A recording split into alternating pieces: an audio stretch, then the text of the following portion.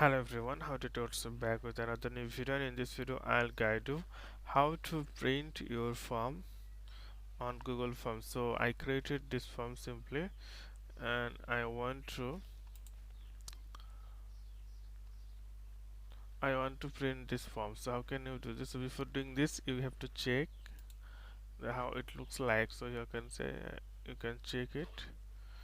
So it's all okay. And then what you need to do, you need to click here three dot and click the print option. Then you have to choose the destination or pages, like how many pages you want, and layout portraited, color you can make it black and white or you can make it colorful, or if you want more options click here. Then you can see for paper size, like which type of paper you want. So there are a couple of paper option, margin, scale. So once you happen, then click the print, then your form will be print successfully. So this way you can print the Google form.